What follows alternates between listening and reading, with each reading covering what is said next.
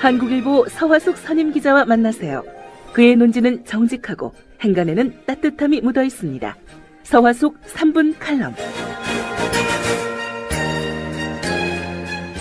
안녕하세요. 서화숙입니다. 국정원 정치 개입과 그 사실을 밝혀내고도 은폐한 혐의로 지난 금요일에 열린 국회 국정조사에 나온 원세훈 전 국정원장과 김용판 전 서울경찰청장은 새누리당 국회의원들의 비호 속에서도 폭탄 발언을 몇 건 했습니다. 아무리 감추려고 해도 사실은 불쑥불쑥 튀어나오게 마련이니까요. 원세훈 전 국정원장은 이날 국정조사에서 이명박 전 대통령과 정기적인 독대를 계속해왔다는 것을 밝혔고 12월 13일 박근혜 캠프의 권영세 종합상황실장과 통화를 해서 남북정상회담 대화록 공개를 상의했다고 밝혔습니다. 김용판 전 서울경찰청장은 12월 15일에 오후 1시부터 5시까지 4시간 동안 청와대 근처 백송이라는 음식값 매우 비싼 설렁탕집 독방에서 7명이 긴 점심을 먹고 이 사실을 감추기 위해 내부적으로는 시경 정보부 직원들과 점심을 먹은 것으로 기록했습니다.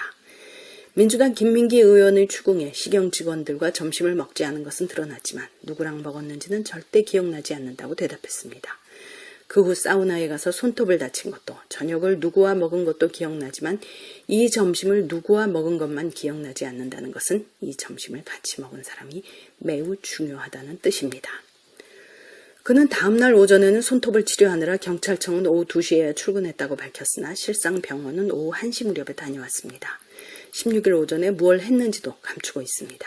16일 오후에는 박원동 국정원 당시 국익정보국장과 통화를 했다는 사실을 시인했습니다. 두 사람이 증언한 내용을 당시 상황과 연관시켜서 다시 말씀드리면 이렇습니다. 12월 10일부터 권영세 박근혜 캠프 종합상황실장은 이미 갖고 있던 남북정상회담 대화록을 선거 국면에서 어떻게 활용할 것인가를 지인들과 의논했습니다. 12월 11일 국정원 직원으로 오피스텔에서 정치 개입 댓글 작업을 한 김하영 사건이 터졌습니다.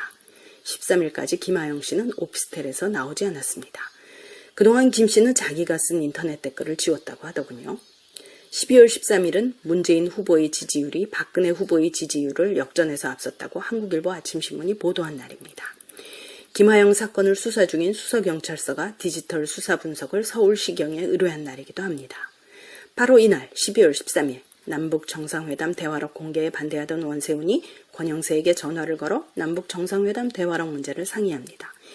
이 통화 바로 다음 날인 12월 14일 김무성 박근혜 캠프 총괄선대본부장이 부산 유세정에서 남북정상회담 대화록을 토시 하나 틀리지 않고 그대로 인용해서 읽어댑니다. 남북정상회담 대화록은 국정원 정치 개입으로 쏠린 시선을 돌리기 위해 새누리당이 자주 이용한 것입니다. 그러나 비밀 기록이 국정원에서 새누리당 캠프로 넘어갔다는 사실이 밝혀지는 바람에 국정원 정치 개입의 또 다른 증거가 된 사건입니다. 서울시경 디지털 분석팀은 12월 14일 저녁에 국정원 직원 김하영의 컴퓨터를 복구, 삭제된 정보를 확인해서 정치 개입 작업에 참여했다는 증거를 확보합니다. 바로 그 다음 날이 12월 15일이고 김용판 전 서울경찰청장이 누구와 먹었는지는 절대로 밝히지 않으려는 4시간짜리 점심을 먹습니다. 12월 16일 오전에도 김용판은 출근을 미루고 행적이 묘연합니다. 이날 점심에 김무성 박근혜 캠프 총괄선대본부장은 기자들과 점심을 먹으면서 댓글에 문제점이 없다고 발언합니다. 이어 이날 오후에 김용판은 박원동 국정원 국익정보국장과 통화를 합니다. 김용판이 박원동과 통화한 시간은 15일 점심을 누구와 같이 먹었는지와 마찬가지로 알 수 없다고 했습니다. 이 시간도 아마 매우 중요한 것인 모양입니다. 왜냐하면 이날 저녁은 전국에 생중계되는 박근혜 문재인 후보 둘만의 TV토론이 오후 8시부터 예정돼 있고 그 토론에서 국정원 직원의 정치 개입 문제는 초미의 관심사이기 때문입니다.